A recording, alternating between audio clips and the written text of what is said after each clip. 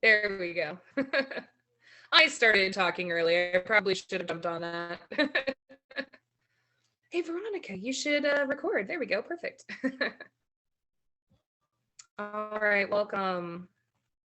I know we still got some more folks coming in. So again, if you are gathering your supplies, go ahead and keep grabbing those. I'm just gonna keep talking about the space here. Is my camera off? There we go. I was like, my little light up there isn't on. Wait, oh, that's why my little light isn't on. There we go. So and here is the link to the handout that I'm going through. I'm going to go ahead and pop this on here. There we go. There's the handout link. All right, where was I? Yes. So again, this is an art class. This is a moment to express yourself through color, to express yourself through movement, to express yourself through really soft paintbrushing techniques and really heavy paintbrushing techniques. And so there's an emotional aspect to it that I think we can all relate to when we just get a chance to pick our favorite color and splatter it all over the place. It's cathartic. It helps us feel better.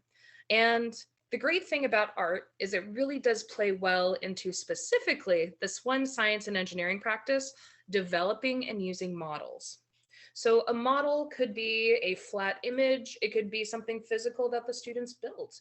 And it's simply a visual that they can use to explain their learning, whether that is a diagram that they have drawn, whether that is a Play-Doh model that they have built and assembled. Developing and using these models, it's creating a visual tool that helps them better explain themselves. And so we are going to paint a very general watercolor painting. And then as a teacher, depending on what grade level really that you're working with, you can talk very briefly about snow and rainfall, and then the water rolls down a hill. And when the sun comes out, the water evaporates and rises back up into the sky. Or we can get super specific and we can talk about thermal energy transfer. We can talk about dispersion of different water molecules. We can talk about the water molecules being really excited and far apart because of the thermal energy when they evaporate. And then as they lose their thermal energy, the water molecules condense and the density of the clouds builds up so much that the water falls. So the amount of detail you choose to go into is up to you, and it's up to whatever is appropriate for the kids you got. So I want to give you some quick examples. What we're going to be doing today, here's my example of my water cycle, and I have my nice big one that we can hold up and look at specific parts if you like. But this is a detailed version of our water cycle. We're going to paint with our colors, and then you can add in however much detail, whatever vocabulary words you would normally use. But I also want you to know that I'm encouraging you to try and paint all kinds of things, not just a water cycle. Watercolor paints happen to work really well for a water cycle because the paints will actually spread and move around like the clouds and evaporation. However, don't just limit yourself to that. This last week in my own class, I have 7th graders at North Mountain Middle School, and we are looking at ecosystems, specifically the relationships. We're looking at what organisms, plant, animal, have a symbiotic relationship and they help each other.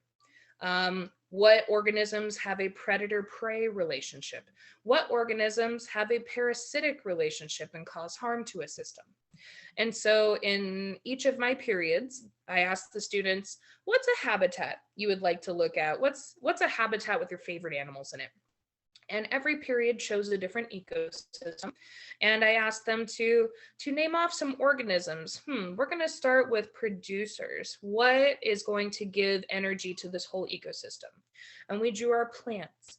And then I asked them, what are our consumers? What's going to be eating these plants now? And so you can see we came up with a few different ecosystems. Not gonna lie, my favorite is the deep sea ecosystem because I had kids naming off like blobfish and anglerfish. And then we got to talk about chemosynthetic bacteria, like, there's really no live plants down there. So what could be giving them food? So great discussions. It all ties into the standards, and whether you choose to share that with the kids or not, it's like looking behind the curtain, right? Who's that man behind the curtain? What is it you're actually trying to get me to learn? Or are we just having art class?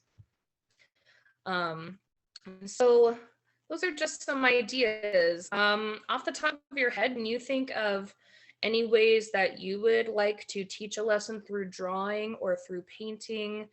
Really anything that you can use a diagram with, that you can draw it out. You could create into some sort of art lesson. Any ideas of what you could use?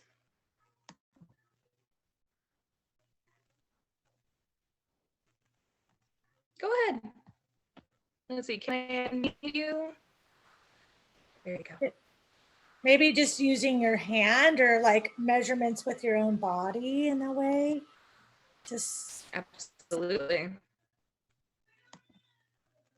Yeah, so if you were thinking about your hand, I mean, there's ways that we can trace our hands, of course. We can go back to the typical turkey, or we can talk about the parts of the hand for sure. I see Susan put the rock cycle. That would be a great one. I enjoy doing that with melted crayons and Play-Doh. And to be clear, when I gave this ecosystem lesson with my students, I didn't tell them they had to draw. I didn't tell them they had to paint. I told them they could. They could use whatever crafting materials that they had. I had a student using Legos to build one. I had a student who asked me, I know how to make some origami flowers. Could I make an origami ecosystem? Yes, absolutely. Please do. Share your creativity. So it gives students a chance to express themselves. And really in science class, when we want them to explain something, we want it to come from their own mind, from their own head. And as you are creating, you understand the steps yourself. All right, are we ready to start painting? Has everyone had a chance to gather their supplies? I wanted to kill some time so that way everybody could get what they needed. I'm gonna walk through again the supplies that I have. So I have my piece of paper, and I have a towel that I don't really care about. If you are painting with watercolor, you know that it can drip. So as long as you have something to catch those drips, might save your desk. I have my cup of water. This wasn't in the supplies, and you don't have to have it, but I have a straw for blowing some of the paint around. You don't have to have that, but it helps. You're gonna need at least one crayon. Do a little watercolor resist, some crayon. We've got our paints, and I have a nice big brush. If you don't have a nice big brush, you can use a sponge. You could use a even just a paper towel to sop up and paint a lot of color with. I also have some salt. Salt is going to play a really fun role with the watercolor, and it's also going to represent our salty water. All right, I'm going to switch over to my document camera and let's start painting.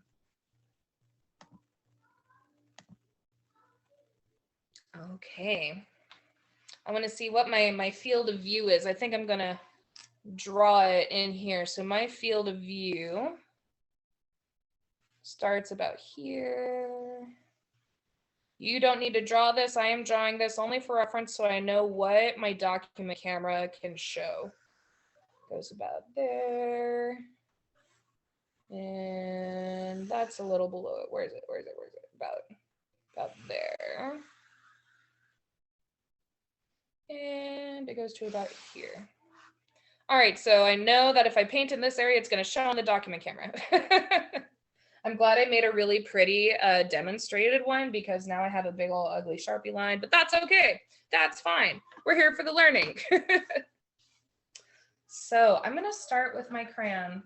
and I'm going to build a landscape. I'm imagining a typical water cycle diagram where you have a mountain and an ocean at the bottom. Like water has to go down the mountain. And I'm imagining I'm surrounded by a lot of mountains.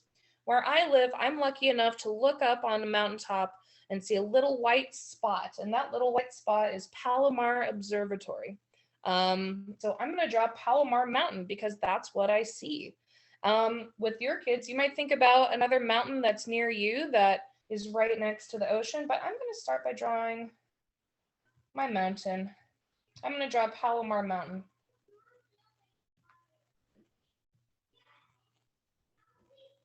Got my mountain here. And I'm going to take my crayon and I'm going to really fill this line in. I want my wax in the crayon to be able to resist my watercolor when I paint on it. So let's go ahead and make a mountain. We're going to make a big, tall, proud mountain. This is one that all my students can look up at and point to. And you know what? I said that I see a little observatory at the top. All my kids can point to that little white dot. I'm going to draw my little observatory on top. Where's my crayon? I'm going to draw just a little dome. My little observatory.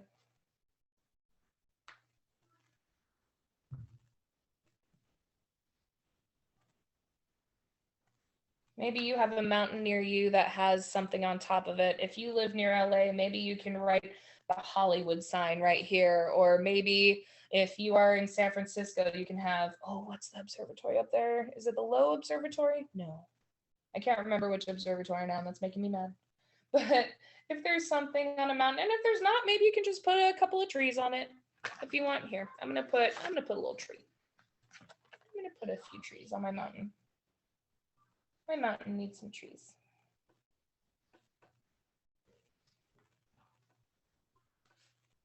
And some happy little trees. Happy little trees for a happy little mountain.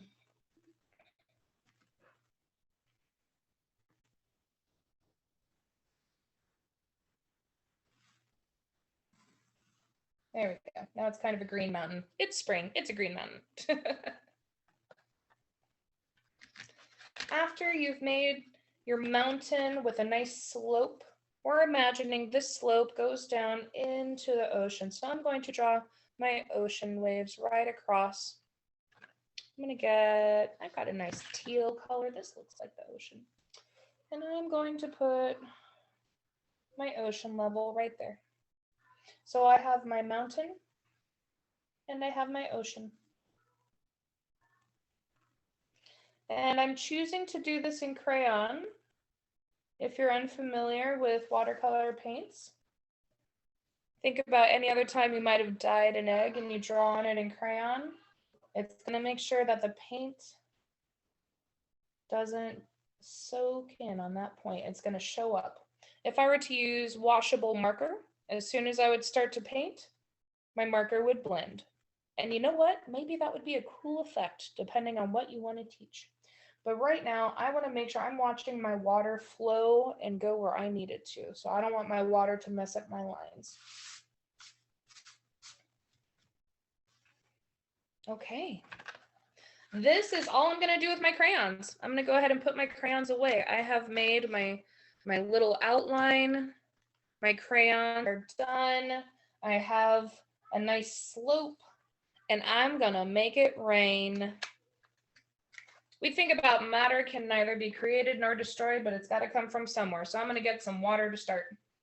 I'm going to get my cup of water. It's a nice dirty cup of water. I'm going to get my cup of water and a brush. No color.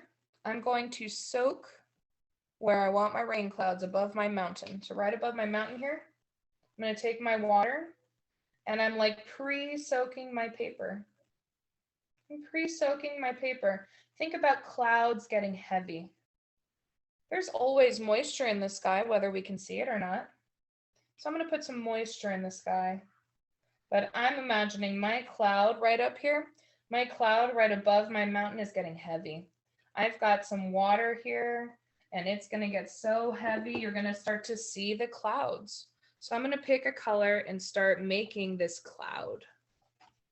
I'm going to get some paint on my brush.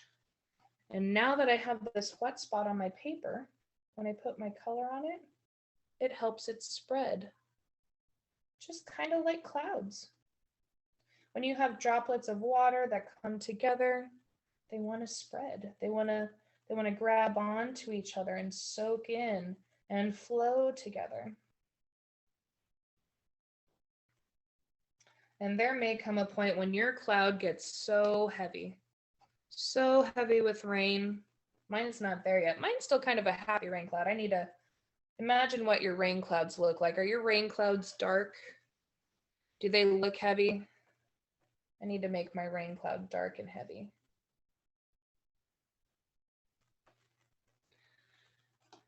Now that I have my rain cloud dark and heavy, I'm going to let gravity make it rain. I'm going to tilt up my paper just a little bit here. I'm going to tilt it up and let the raindrops go down. Let the raindrops fall. You can help your raindrops. If you want some raindrops to go down, help your raindrops fall a little bit. Maybe you need to add more rain. Maybe your cloud wasn't as heavy as you thought it was. You can add a little more water. Help your heavy clouds rain down.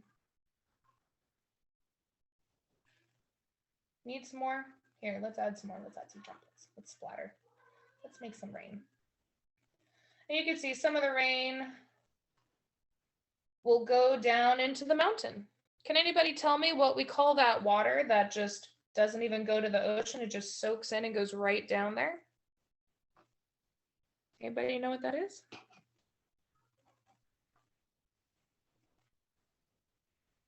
Call that our groundwater that's soaking in. Yeah, our aquifer. Perfect. So we can use different words too. I was hoping that maybe I could get my water to catch on the crayon and actually roll downhill, and then we would get some runoff too. All right. So we've got our rainwater, our snow, our sleet that is starting to soak into the mountain, some of it into the ocean. And you know, there's something special about this ocean water. Can anybody tell me what is special about ocean water? What makes it different from our heavy rainwater and our aquifers in here? What's different about our ocean water?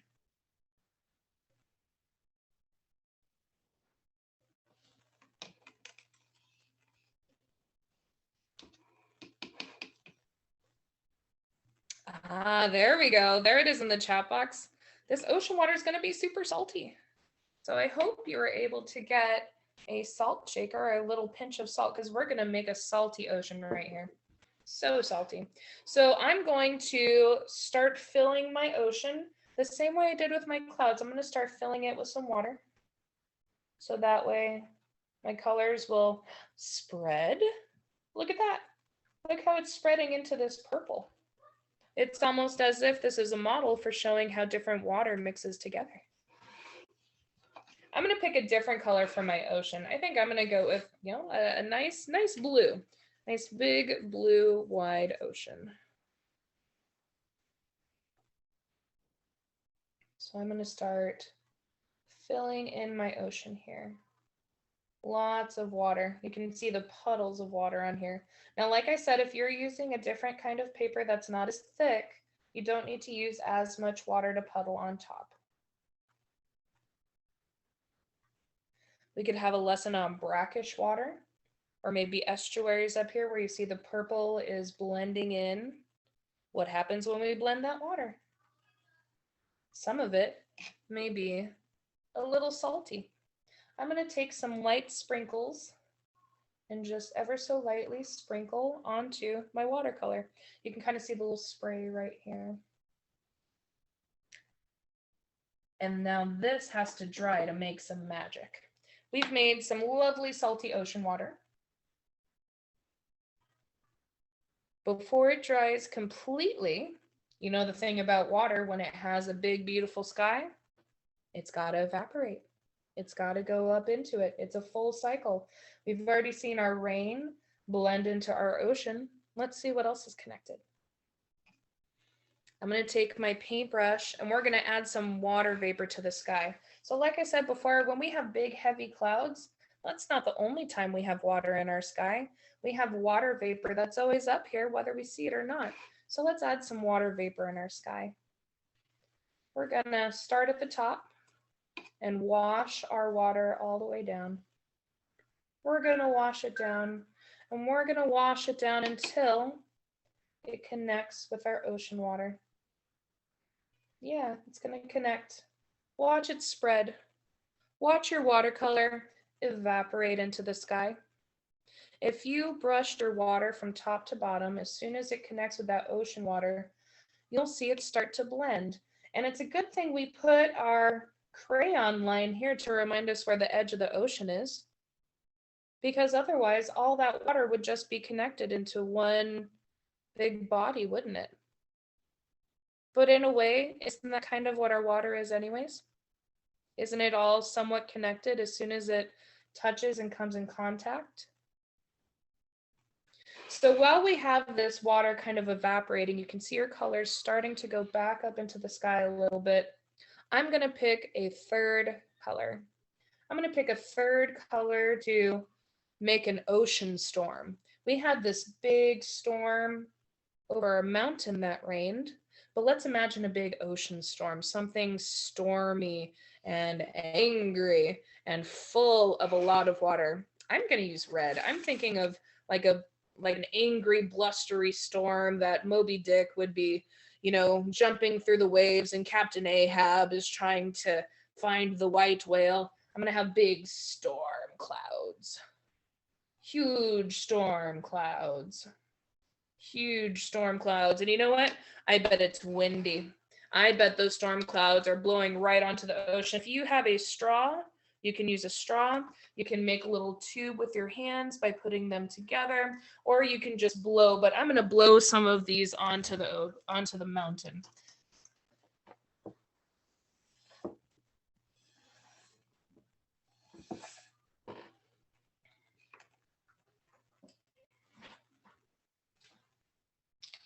Where does your color go? My color combined over here, and it looks like it's about to rain right back down again. I'm going to let it rain right back down again. Oh, and it's raining on the ocean too. It can work in both directions. How about that? It evaporated up into the air, and it rains back down on the ocean. Would anybody like to turn their microphone on and tell me how many different directions their water moved? Where all did your water go?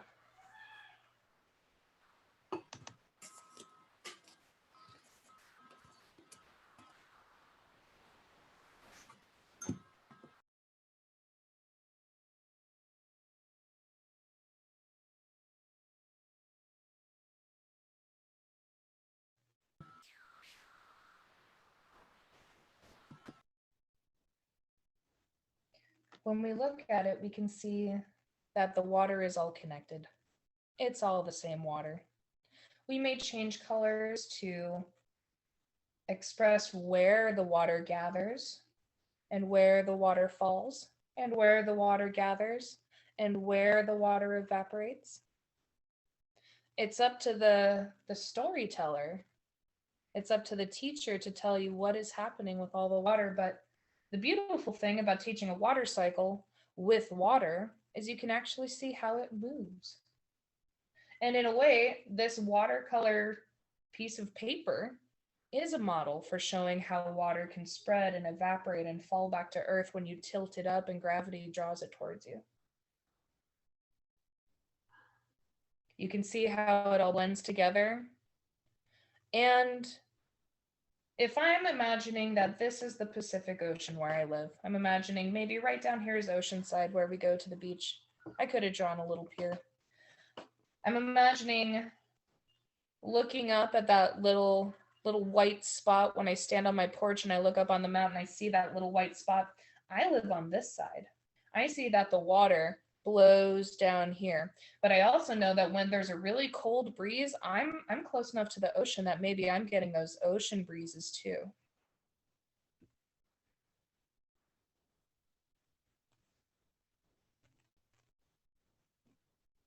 At this point, this is when we have to let it dry, right?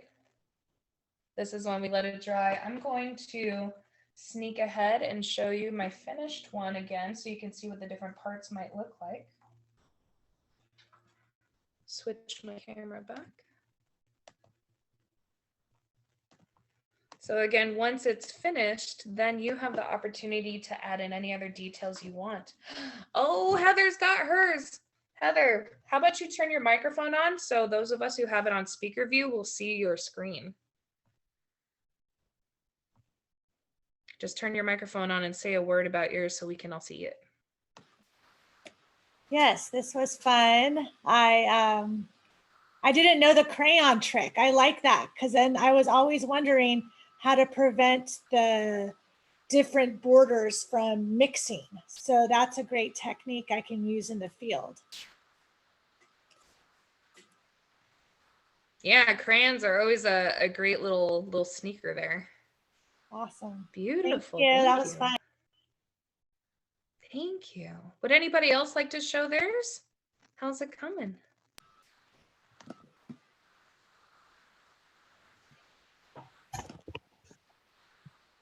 I did one.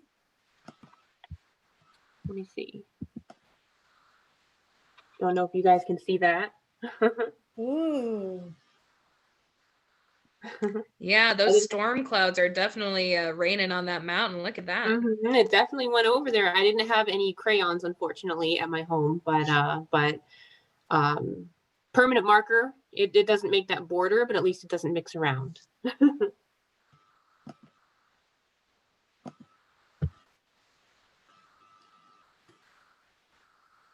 Thank you. And I see Megan showing hers. Bye. How fun.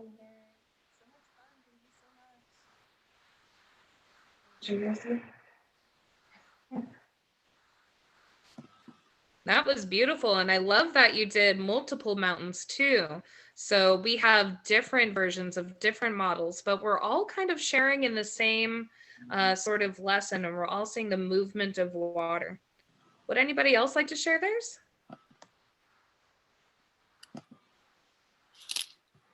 I had to just use a pencil. I don't know if you can see it. But it's the watershed near where I live. So yeah, it's probably pretty faint. It's a little faint, but we see that there. Yeah. Can you tell us about your watershed? What kind of water or stream do you have around you? Oh, you're on mute. Sorry, I'm on Mill Creek in the Santa Ana watershed. So right below San Bernardino Peak. Great places to explore. I feel like everybody has an option of some sort of body of water near them. If you're in Yomano area, you can talk about Mono Lake, and instead of an ocean, you could have the Salton Sea perhaps. So there's another salt or body of salt water you could use. LaDonna, I think you were going to hold yours up. I saw you holding it up there a little bit. Oh, trying to get that background not to show it. Right. Okay. It was okay a little bit. There we go. Yeah. So I'm at work right now. So of course, naturally, I thought of the little San Bernardinos behind me and Mount San Gorgonio. We have the Whitewater River flowing through here. So, and that's our little watershed. So, yeah. So it just pretty cool. I love how the colors mixed, and that was neat. Idea with using the crayon as a border. That was pretty cool.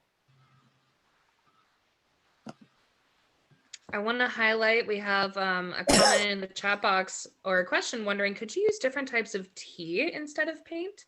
And I think the wonderful thing is whatever you can stain paper with, you could use as a paint for watercolor. What other pigments? We could use juice. We could get like hibiscus tea for red. You could have coffee for brown.